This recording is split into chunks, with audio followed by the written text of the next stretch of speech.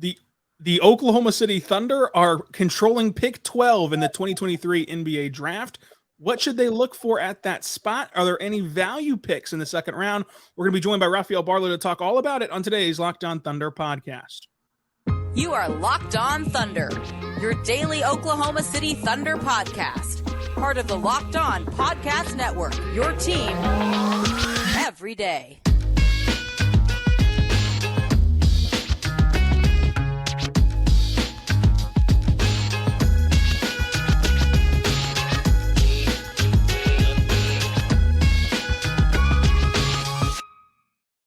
Let's get it going on the Locked On Thunder podcast on the Locked On Podcast Network, your team every day.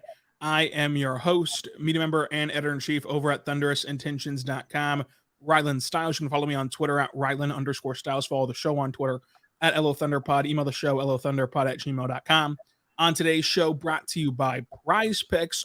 Go to prizepicks.com or the app and use the code Locked On. Get a 100% instant deposit match up to $100. We're going to be joined by draft expert Rafael Barlowe, host of Locked On NBA Big Board, to discuss the NBA draft and what the Thunder should do with pick 12, 37, pick 50. We're going to talk all about that today.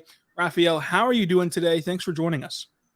I'm doing good today, man. How are you? And first of all, thanks for having me on. I'm doing really good. And I want to start with just a quick little overview of your kind of day-to-day whenever you're scouting a player. What is that process like for you? I mean, it just depends on what time of year it is. Right now, I mean, I think I've pretty much done my homework on all these guys. And so when I do watch film at this point, it's more so just looking at what the guy does well. I think if I continue to watch, you start picking guys apart. So I usually start off right after the draft. So for this 2023 class, I started probably about August 2022. I'm watching their film. I'm taking notes. And then I may watch a second round of film during the season, and just to see what's different between whether it's high school or grassroots film and college film or the previous year in college. And then this third round is just more so focusing on, all right, what does this guy do well? If he hits and is a success, it's because of this. And so right now, it's like I said, it's just more so focusing on the player's strengths as opposed to their weaknesses. I did that the first two rounds of watching. So I'm glad that you mentioned that, because you had a tweet this weekend about a guy you were watching in the grassroots area, Leonard Miller, who you saw kind of do some other things that he could show at G League Ignite. And he's a popular name at pick number 12. What is your viewpoint on Leonard Miller, G League Ignite? Well, first of all, I watched Leonard at the Combine last year, and I don't think like his agent or his camp would mind me saying this. He was the absolute worst person at the Combine last year. He looked like a deer in the headlights, a fish out of water, whatever way you can describe it. But he did show some flashes here and there of just being able to make different reads. And I mean, he's massive. He's 6'11", and so he did have an intriguing skill set with his size and his passing, and he's comfortable handling the ball. And then he just made a really big jump this year playing for the Ignite. It's not the role that I thought he would play. You didn't really get a chance to see much of him as like this point forward. He showed flashes here and there, but he really excelled in his role as a big man finisher around the rim and rebounder. And he had a tremendous March where he averaged like 17 points, 13 rebounds. I want to say it's like 2 assists, a steal in the block. And he was shooting 64% from the floor, 58% from three, 90% from the foul line. And I just happened to be at the game where he had 20 points and 20 rebounds. So I think if you put all that together with what he showed with the Ignite, and on top of the flashes of ball handling and passing at his size, then I think you could have a pretty intriguing prospect for Thunder at number 12. Yeah, I'm all in on Leonard Miller. I just love what he was able to do in the G League this season. And then, as you mentioned, kind of his previous basketball life before the G League, he showed some different things that I think the Thunder can really extract from him at the NBA level. Besides Leonard Miller, are there any other names that jump out to you if the Thunder were to stay at pick 12 that you could see them kind of fitting seamlessly in Oklahoma City? There's a few names. One name is Bilal Coulibaly, and has recently made a big name for himself playing with Victor Wembanyama, playing for the Metropolitans, 92 in Paris. And so I have a funny Bilal story. It was last January, so it was January 2022. I was in Paris, and they have like it's called the Espoirs League. It's like the under 21 league, and it's basically JV and varsity. So the JV games are like 5 o'clock, and then the senior team is probably like at 8 and 9 o'clock. And so I went to the game, and at this time, Victor wasn't playing for the Metropolitans. He was playing for Asvel. So it was a game between the Metropolitans 92 and Paris Basket. And I was there to watch Ishmael Kamagate, who was drafted last year. So anyway, long story short, I'm watching this game, and it's like a high school game. There's the average, the kids are like 19 at the most. Maybe 21 at the most, but there's some 16-year-olds, whatever. So I see this kid, Bilal. He's long, he's fluid, and he made a couple wild plays. It's not like he had like a big dominant game, but he just made a couple plays that you're like, okay, guys at this size don't move like that. And I'm sitting with Mike Schmitz, who's now the assistant GM of the Blazers, but he's very well known for working at Draft Express, ESPN. And we're like online trying to figure out who is he, because it's not like they had a roster, and we end up finding his name. And we talk about him briefly, and it was more so like, this is a name to watch out for. Maybe 24 at the earliest, but, maybe he's 2 years away. Fast forward, he makes the French under-18 national team. Doesn't put up big numbers, only about 7 points per game, but he showed some growth and improvement. Fast forward again, in September, I went to watch Victor play. I'm not going to sit here and say that I went to Paris to watch Bilal play, but I went to watch Victor.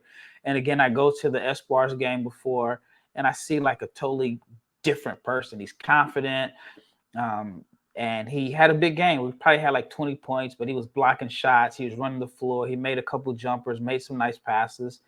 Now in my mind, I'm like, all right, this guy is going to be one of the best international players in 2024. The Ignite, the Metropolitans play the Ignite in October. He gets a few minutes here and there, but he kind of looks out of place. A few months later, the Mets are, they just have a bunch of injuries. Now Bilal was forced to play, and then he starts scoring in double figures. And he has a game of 10 points, 12 points. He's knocking down threes. He's running the floor. He's making hustle plays. And then it was like, okay, I think this kid might be someone that can get drafted in 2023. The next game. Then it turns into, okay, I think he's a first-round pick. And now I think he's in the lottery range. And just because his trajectory over the last 18 months has been probably one of the best that I've seen. The only one that is closer is Leonard Miller. But even like Leonard Miller was good enough to get invited to the Combine last year. Bilal had never played professionally. And so he is a Thunder guy, in my opinion. Long upside, but he's long, he's versatile, and he's someone that I wouldn't be surprised to see Sam Presti take as high as number 12, just because Sam has job security to swing for the fences. And he's one of the few general managers I feel that can really go for a player he likes at wherever he wants to take them. Well, I think most probably have to kind of go with the consensus or try to trade back. So I know that was a long answer to your question, but he's someone that I think the Thunder, they may have interest in. No, I love the stories, and I love watching him play. But I do want to ask you this: with whenever you look at him and you know what the Thunder look for, you know how the Thunder treat their players in terms of development, and they utilize the G League a lot. To you, seeing how he's a quick learner and like he's a quick adapter to pro basketball, and how he's improved so quickly over there, what would be his pathway in the NBA? Would it be, hey, you want to put this guy in as many G League spots as you can to get him experience and reps, or would you kind of be willing to kind of throw him into the fire and give him some NBA minutes? Honestly, I think I personally feel like the Thunder's rebuild, in a sense, is ahead of schedule. So if they weren't as good this year, then I could see them kind of throwing him in the mix for next season. But I think now the Thunder kind of like all in on winning. So with a little bit of development. Well, I shouldn't say a little bit. I think they're all in on winning, but at the same time, there's a long game play in mind with developing. So I wouldn't be surprised if they were to draft him that you see him going back and forth as far as from the Thunder to are they still the Oklahoma City Blue? Yep, you got it. So I'll go way back to when they were the Tulsa 66ers. So in my mind, I still want to call them the 66ers. But yeah, I could see them making sure that he's getting as much or as many reps as possible going back and forth. And but yeah, then again, he might be. I mean, the trajectory that he's going, he's not supposed to be here anyway. And so he's shooting the ball well. And as long as the shot keeps developing, then I think he should be able to get some NBA minutes next year. He absolutely sounds like a Thunder guy. What sounds like a great option for you is to go to prizepicks.com and open up that Prize Picks app because it's so fun. Game 7 tonight. You know what will make it even more fun to watch this incredible game? Prize Picks. Go to prizepicks.com or download the app because it's just you versus the projections. All you got to do is pick 2 to 6 players and predict whether they score more or less than those projections, and you can win 25 times your money on any entry. It's simple as that. You can do it for the NBA, MLB, NFL, NHL, PGA, college football, men and women's college basketball, WNBA, soccer, esports, NASCAR, tennis, MMA, boxing, disc golf, Eurobasket, cricket, and more. And so you can go tonight and you can say, look, Jason Tatum, Game 7, will he score more or less than 21.5 points? Jimmy Butler, Game 7, will he score more or less than 21.5 points?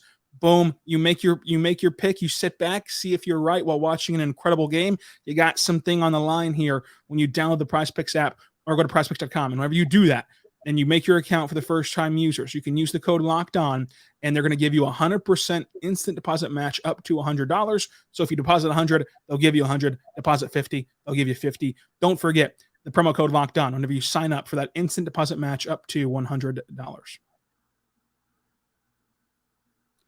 We're back on the Locked On Thunder podcast, on the Locked On Podcast Network, your team every day. Thank you so much for making us your first listen. Going to have a lot of draft profiles this week, and right now we're talking to Rafael Barlowe, host of Locked On NBA Big Board. And I just wanted to start this next segment with this question. How deep, in your opinion, is this draft, and how many tiers would you categorize this draft as? And I say this in the lens of the Thunder have 4 first-round picks next year, and of course we know what they have beyond that. They have an incredible war chest of draft assets. And so trading up has been a very popular sentiment around the Thunder fan base and looking for ways to maneuver up this draft board. Moving up from 12, what's the different tier there that you can get into, and kind of how deep is this draft overall for the Thunder, speaking about kind of trading back into the later half of the first or also using those second-round picks? Honestly, I don't know if it really makes a lot of sense for them to trade up because I feel like the top 5 or 6. And so if you figure Wembanyama, Brandon Miller, Scoot Henderson, the Thompson twins, and then Cam Whitmore, I say those 6 are pretty much the consensus. And then I think maybe, and I just talked to someone about this earlier today. It was a talent evaluator. He said basically he feels like from 7 through 12, all of those guys are fluid and interchangeable. So unless there's someone that they really, really want, I don't know if it's worth trading unless because you might be able to get that same guy at 12. And I mean, I'd ask you, like, what do you feel like the Thunder's biggest position of need is, considering that you have Chet coming back? If it's like, a big, like a more traditional center, then you're not going to find one unless it's Wembanyama or maybe like a Derek Lively. So I don't know. Like, what do you feel like the Thunder's biggest need is to address? Yeah, so some names that I think that the Thunder could move up for would be Jerice Walker, Taylor Hendricks, and Grady Dick, and those are kind of the mold that you look for. Obviously, Grady Dick doesn't play the same as Hendricks and Walker, but those 3 guys have been the popular names to look for. What do you view those 3 guys specifically as? Do you think that any of those guys has a shot to fall to 12? As we know, there's always draft day surprises, and you mentioned how interchangeable the draft board is. Yeah, I mean, I think Grady Dick could be available. I mean, unless Orlando takes him at 11 and they're a team that desperately needs shooting. But if you figure, I mean, somebody's going to fall to the Thunder, whether it's Anthony Black or I don't know if that's like a position of need, but I would assume that Indiana's going to take a forward. not a guard. I would assume Washington and Utah would take one of the point guards, which is whether it's Cason Wallace or Anthony Black. I'd assume if Dallas keeps the pick, then they may look for some front court help or shooting. And if that's the case, if it goes the way I think it could go, then Grady Dick could be available for you. But I don't know. I guess the Thunder do have the assets to move up, a couple spots because they have just a ton of picks, and I think everybody's probably under the impression that eventually they're going to have to consolidate them. So now, if there is someone that they specifically like, and let's say it's Jarris Walker, and they feel like they need to get him at 6 or 7, then I think they can make a move there. So I want to use you as like the Jimmy Johnson trade chart for one trade that I've been kind of having rattle around my mind since lottery night. The Thunder own the Utah Jazz 2024 first round pick, top 10 protected. Would you, if you were the Thunder or Jazz, or just for both sides, would you trade Thunder's pick 12 this year, plus give the Jazz their pick back next year to give the Jazz flexibility to kind of run their season however they want to next year, and the Thunder get pick 9 in return?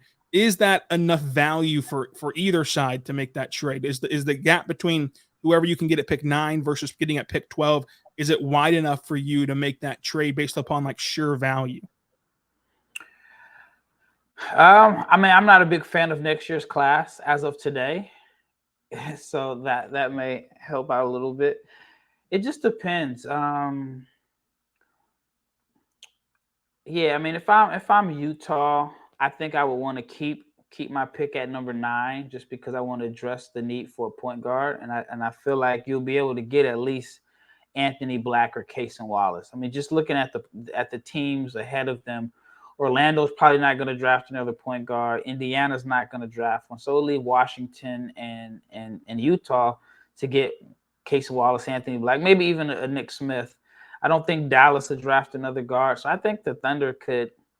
I don't think Walker will fall to 12, but if that's who they really want, I do think they have the assets to get him. But I think you may have to try to move to number 6 so to guarantee that you can get him. It'll be interesting to see kind of how they do this on draft night, and you've done a really good job of assuring that there will be talent there at 12 for the Thunder to have. How deep is this class in the sense of like first round talent? Because we've seen that Sam Presti will leap back in that first round out of thin air if he sees a guy he likes, like last year with Ousmane Dieng. This year, how deep does that first round talent pool go for you to where maybe we get to pick like 15, 16, 17, 18, and we get to these picks and Sam Presti goes, well, this guy's still here. I want to go get him back in the first round, kind of materialize a first round pick out of nowhere. How long is that runway? Yeah, I think it's pretty deep. I think 15 through 21 or 22 is pretty fluid. And then I can say 22 through maybe even 35 is pretty fluid. So it does make sense if there's someone that he really likes. And then even if there's a guy that I think the Thunder may have an interest in, is Gigi Jackson. And he's more so of a long-term play, simply because if he stayed in his normal class, like he's really supposed to just be graduating high school right now, he reclassified up. And I think that if he would have stayed in his class, he'd be the number 1 pick in 2024, at least a top 5 pick in 2024. We're talking about a guy that started the season off at 17 years old. He's still only 18 now, and he doesn't turn 19 until the end of December. And he barely made the requirements to be eligible for this draft by like 14 days. So if Sam feels like, hey, I'll trade back in this draft and I basically can get Gigi Jackson in the 20s, it's like me getting the number 1 pick in 2024. I think that's a wise decision. A little bit of nugget here. I was at Gigi's pro day and Chris Paul was there. And Chris Paul sat courtside, and he went over to Sam Presti, and I heard a little bit of the conversation. And he was talking about Gigi because Gigi played on Chris Paul's CP3 EYBL team. And I heard a little bit of the conversation. He had very good things to say about Gigi. So I think Chris is even trying to push Sam into taking a chance on Gigi. That's a great nugget, especially because we know how much that Sam, admires or I should say respects Chris Paul, and the relationship that they have is very strong. So that means a lot, obviously, to have the support from Chris Paul and Gigi and everything else. So with Gigi specifically, what do you think would be the best route to go with him? Same kind of question that we asked earlier with Gigi. How do you handle that developmental aspect of his career and also getting him experience? Like, do you put him with the G League that the Thunder obviously trust and have shuffled through a ton of guys from that G League last year, for example? I mean, the G League got Jalen Williams out of Arkansas ready to go and be a playoff rotational player and starter due to injury later on. You also saw Usman Jang down there where he looked really improved. Like, so what do you view for Gigi would be the case for him in OKC if he was to land here? Yeah, I mean, I think if you're the Thunder, you select him, you can use it as a full developmental year. And again, next year is supposed to be his freshman year in college. So you get him in a full developmental year with the the blue. I was about to say the 66ers. And one of the best things about the Thunder's G League program is the proximity. And they're really connected. When I worked in the G League, and this was about 10 years ago, I always admired the Thunder, just the way they did things. I mean, even from they had food catered in after the games, they really did emphasize development, and there's been some success there. Or there's other teams, and Miami has a great situation, but their G League team is in Sioux Falls. There's not the same proximity as far as just being able to shuffle players back and forth. And so, in my opinion, and I know Gigi pretty well, I would be in favor of the Thunder selecting him, whether it's at 12 or even at, trading back up, just because I think they have the structure in place and they have plenty of young talent, but it seems like the Thunder have done a really good job of selecting guys with character, and as far as just making sure that everyone is getting better and improving. And so I think that would be great for the Thunder. But to answer your question, I know there's a long answer. I say you draft him, and again, you just let him stay in with the blue, have him go back and forth, and just use it as basically his freshman year. And I think he's going to be really, really good long term. I think he's a top 10 player when it's all said and done in a redraft in 5-6 years.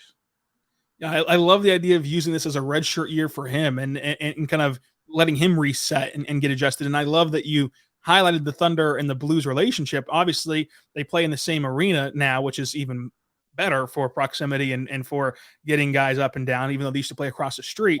And they run the exact same style of offense and defensive schemes down there that they do with the Thunder.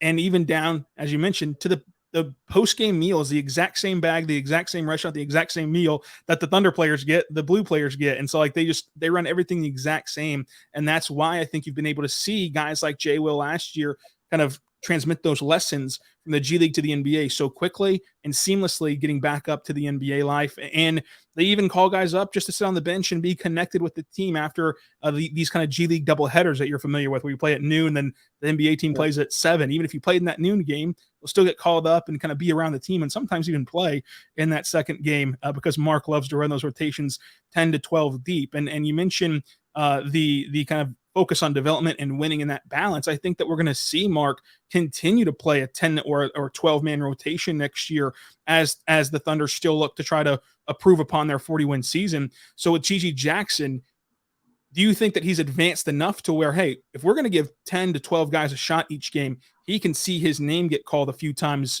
a week, so to say, in the NBA?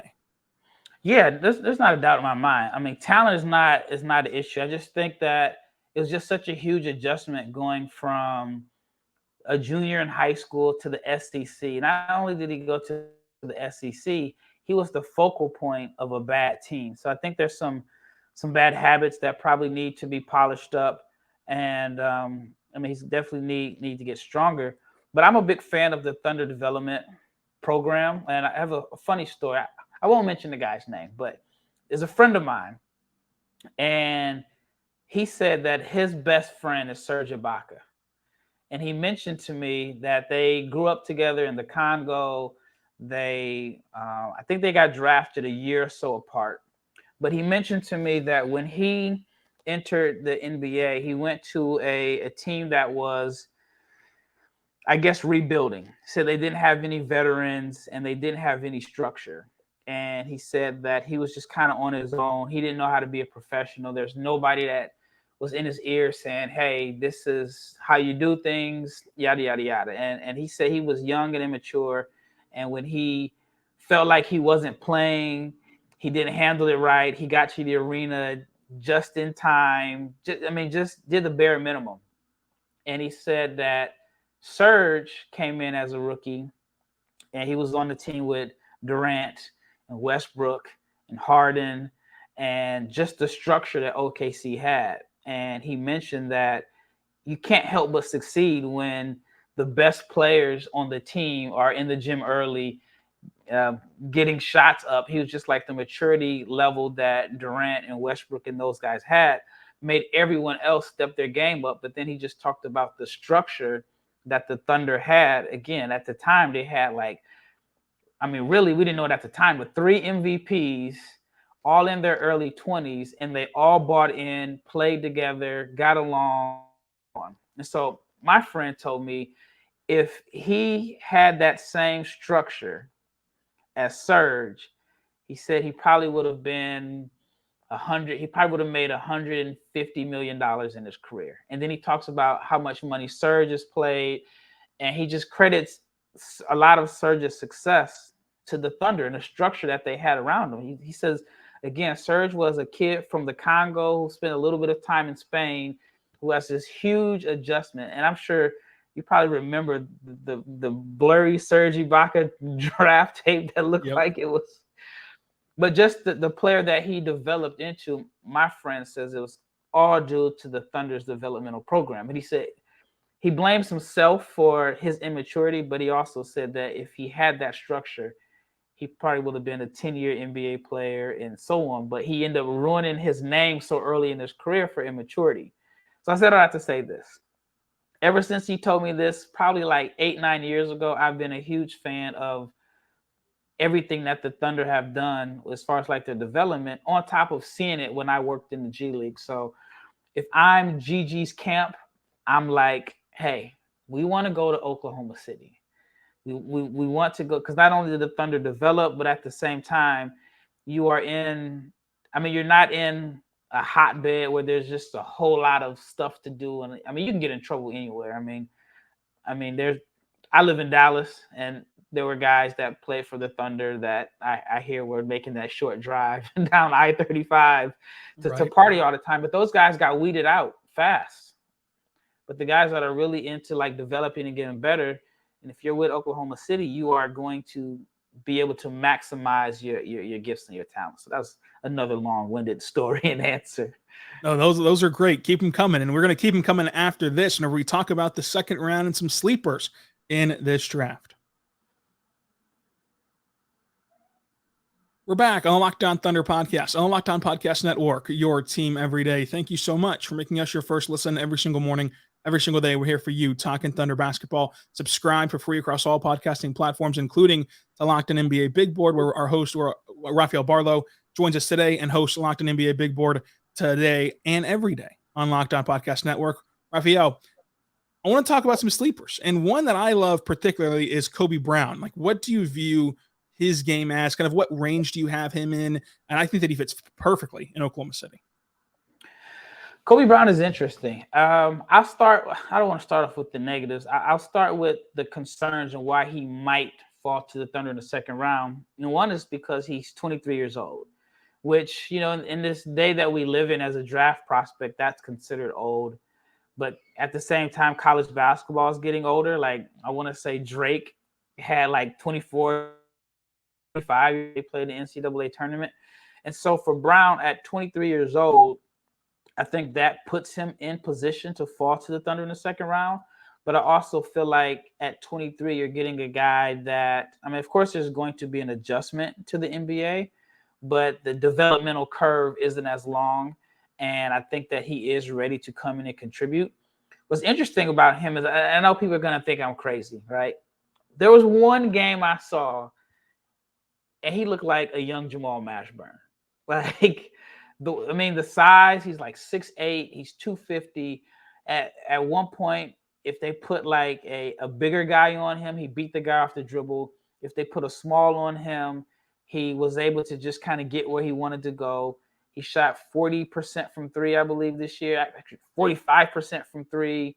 He rebounds, but I think like the skill set that he has that is kind of underrated is that he's a really good passer. And just kind of doing some research on his background, I found out that he played like point guard in high school. I think someone told me that his dad was his coach, and he was a point guard. And so he has been able to keep some of the same point guard skills.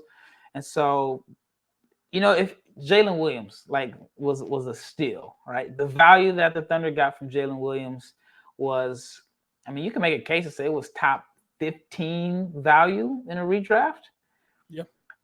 It wouldn't surprise me if Kobe Brown is available and you can get the same type of value out of him, because at the very minimum, he can play a role as a floor spacer and ball mover. But if he puts it all together, I think he's going to be really good.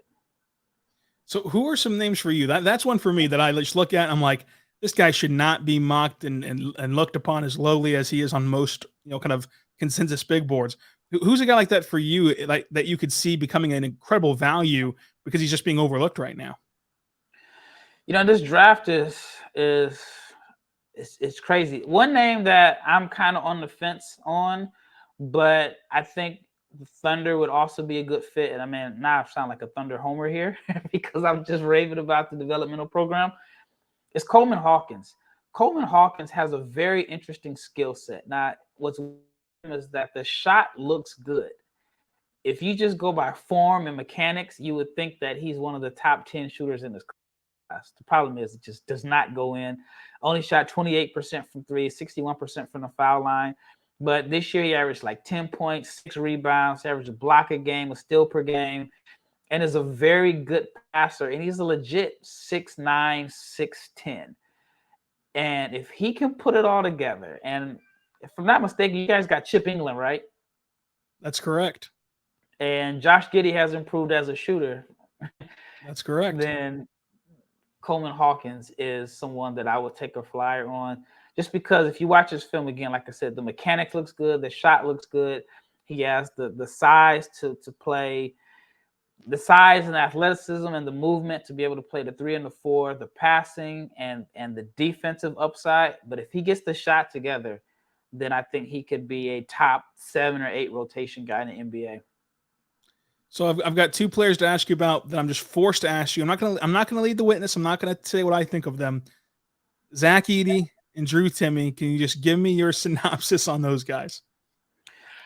Yeah, I think Edie is intriguing, especially as like it's probably not the best term, like a pinch hitter in basketball in a sense, a guy that you throw in different lineups. Maybe it's 10 minutes a game here and there that is going to be effective. And he is someone that could punish teams when they try to go small. And I could see how you have interest and you probably have this vision of Edie and Chet on the floor together. And you got like this massive interior presence. And then you have Chet as, your floor spacer, your weak side, long defender and passer. So I get where you're going. I see the vision there. The problem is I think Edie ends up going back to school. I think that where he's projected to go, he could probably make more money in NIL than he would. But if he decides that, hey, I want to be a pro, I think I can make the money more long-term as opposed to short-term. Because I think whatever concerns teams have about Zac Edey, they're going to be there next year. He's not going to improve much. And even if he does, it just doesn't make sense for Purdue to say, well, hey, Zac, we're going to let you shoot threes this year so you can help your draft stock. They're going to be like, look, you dominated college basketball last year. We need you to do the same thing next year, but the money will be good. So it just depends on what he values. Does he want to get better in the NBA, or does he want to go in college and make a lot more money? Which sounds crazy that we're talking about guys like basically taking pay cuts to stay in school, you're right, as opposed to the NBA. And then as far as Drew, again, I'm biased, man. I live in Dallas. I've known Drew for a while. My brother actually coached him when he was in like 8th grade for a summer. I see Drew all the time working out. Drew is someone that I think like in workouts, he's probably not going to really stand out in workouts. He's going to interview well. You're going to be impressed with him, but you just have to put Drew on the floor with 9 other guys, put some butts in the seats, turn the lights on, and you're going to get production out of Drew. It's going to be interesting for him. I think he has another year eligibility if he wanted to use it because of the whole COVID year, but he said that he's done and that he's going to pursue a professional career. Drew's just in a weird spot. He's a guy that I could see if he goes to the G League, then he's putting up 20 and 9 a game in the G League. And then you just wonder, how does it translate? So I like Drew. And if he ends up in OKC, I think that'll be a win for him because it's only a 3-hour drive for his parents to come watch him play. So, but I like Drew a lot. Yeah, I think that with Zac Edey, I would look at him as, like you mentioned, the pinch hitter, as like a Boban type, and not in like the funny John Wick way, but like Rick Carlisle utilized Boban to really throw off the Clippers in a playoff series for just a quick hitter to kind of throw a different wrinkle out there. And like, that's kind of what I see Edey being as his NBA career, whenever it happens, either this year or next year, goes, where he's like a valuable piece to throw a little elbow at you, like a little wrinkle at you that you got to adjust to. But overall, you're not going to play him, 20, 30 minutes a night. That's not going to kind of be his role at all. And then I love your Drew Timme kind of synopsis of him being somebody who can really dominate in the G League, but then you get him at the NBA level, and it's just like, well, how can you translate all this? It's a guy like, to me, Jay Huff. Not that they play the same, but just like whenever I was watching Jay Huff at the G League games this year, Jay Huff looked incredible. And like, he was just dominating the Thunder. And it helped that the Thunder didn't have anyone of his size. The Blue didn't have anyone of his size. He was dominating the Blue from beyond the arc, at the rim, everywhere. But then he goes to the NBA and you're just like, okay, he's a nice player that doesn't really have like a NBA type of feel to his game. So I think he is in that weird spot, but he can make a heck of a career playing in the G League and really kind of trying to see his game translate to the NBA eventually. And now with the 3 two-way slots, I think that helps him a lot too. Yeah, I do. I just wonder, like, did the league go with the 3 two-way spots to try to maybe convince guys to stay in the draft? Because I know a few situations right now with players that teams have told them, hey, if you stay in, we'll give you a two-way. But the guy is like listening to what the team is saying, and then his college is like, hey, we just got a new collective where, we have X amount of dollars. If you stay, you'll be featured. But something I wanted to add about Zac Edey that just crossed my mind is that if the Thunder are planning to compete in the West for years to come, it does make sense to have a guy like Edey on your roster to throw at Nikola Jokic for a few minutes a game. Someone that has the size that can get rebounds. Because, you just look at like the Lakers, for example. They didn't have anyone his size. As great as Anthony Davis is, Jokic was too big for him. Jokic took 2 dribbles with no digs from the help, and he was able to get Davis right where he wanted to, under the basket. And so it's almost like when the Thunder made the trade for Kendrick Perkins. Like, you needed a body to throw at Gasol and Bynum. And I do think long-term, if you're the Thunder, and if you see Denver as the team that you're going to have to compete with in the West, I think it does make sense to have a 300-pound guy to bang with Jokic and throw at him, whether it's for a few minutes a game to wear him out. And then Jokic would have to play defense on the other end. If Zac Edey is running down the middle of the lane and he seals, you got to get him the ball. So I like that. I like how you're thinking there. I love the way that you described that. I think that was the perfect way to kind of put this together, because with Zac Edey, and when you talk about defending Jokic, I think that Thunder fans, we get kind of defensive of like, well, it's not that Chet can't do it. Like people kind of talk about it in a wrong way. Like, Chet whenever you say, they need someone to help defend Jokic, it's not saying that, oh, Chet's too small, he's too skinny, the kind of standard jabs that people throw at Chet.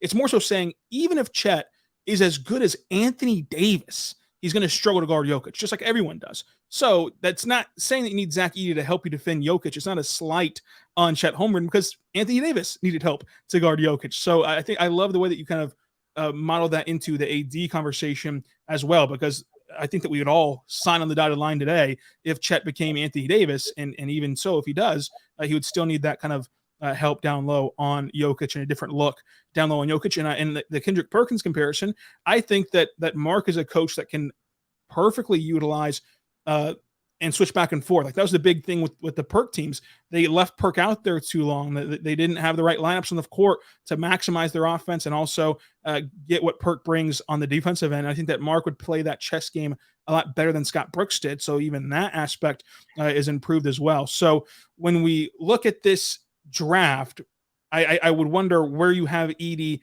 at 37, or would you wait to 50 to draft him at 50? It depends. If they feel like, and again, I think Sam Presti has the luxury and the job security to where if I like Zac Edey at 37, I'll take him at 37. Well, I think other GMs are like, well, no, we'll just wait until, the 50s, or we'll try to get on a two-way, or maybe we'll trade back. So, I think at 37, I probably would take Kobe Brown at 37. But at 50, I think Zac Edey could be available. I love the way you're thinking with Kobe Brown. You can do the whole Austin Reeves thing where, you tell Edey, hey, I need you to tell all these teams that you're not accepting a two-way. You want a guaranteed contract, and then we go ahead and sign you to a two-way right after 2 minutes after the draft is over. So I think they can be strategic there. I love the option of Kobe Brown at 37. And the last thing I want to say is just on your insight of talking to people. I always find that part of the draft so fascinating, of like, you could get a call and a prospect would be like, hey, we're gonna take you at pick 45. And the prospect's like, nah, I don't want to be drafted. Like, how often does that happen where a prospect just would rather not be drafted and pick their own spot? It's tough. I think the Austin Reeves situation made it more possible, but I'm friends with Austin's agents, and I remember just kind of asking like about the whole situation. They're like, number one, the hardest part is trying to tell a kid and his parents, it makes more sense for you to not get drafted, and you're going to miss out on the opportunity to hear your name called and go shake the commissioner's hand. You won't get that opportunity. And that's a tough sell. But I do think that you're going to see a lot more of it, especially if teams are going to only give guys two ways after, let's say, pick 40.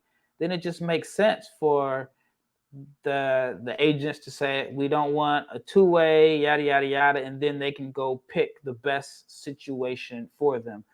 So it's tough, because at the end of the day, the average 18 or 19-year-old or 20-year-old is going to want to hear their name at the draft. And so I think some would just rather, probably not saying it's more important than early playing time, but again, it's just a tough sell to say, you're not going to hear your name called. Trust us to find the best situation for you. That's hard to sell. It is hard to sell. I think that everyone dreams of like hearing their name called on draft day. And so we'll see how that all unfolds this year. This is going to be like one of the first case studies of that, with the 3 2-way deals and everything else that goes on. Rafael, thank you so much for joining us. Where can they find your stuff? What are you working on? And of course, Locked In NBA Big Board. Yeah, I have a newsletter, NBABigBoard.com. I took over for Chat for a little more than a year ago. And we're up to about 6,000 free subscribers.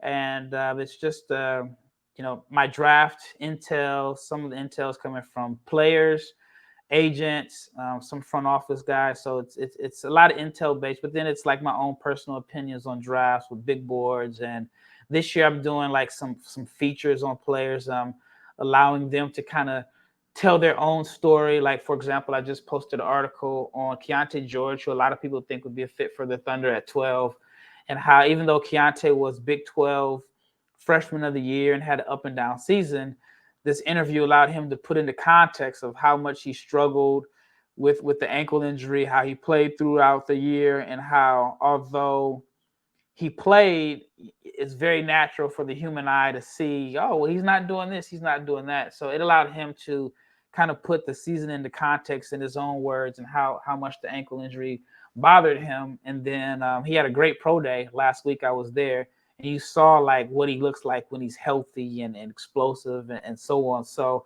that's another unique wrinkle that I'm looking to add this year, is just allow the players to just kind of put things in context about some of the same doubts and concerns that is all over social media, where they can say, well, this is the reason why, so on. So that's all on the NBA Big Board newsletter. And then I have the Locked On NBA Big Board podcast. I'm sure your listeners know, if you're on the Locked On network, it's 5 episodes a day. So it's 5 episodes of draft coverage. And so, I mean, I'm putting out at least 8 different draft content a week. So I'm pretty easy to find in that regard. Easy to find, including on Twitter at Barlowe500. Rafael, I cannot wait to read all of your draft content and get the little intel of OKC. Thank you again for joining us. And until tomorrow, folks, be good and be good to one another.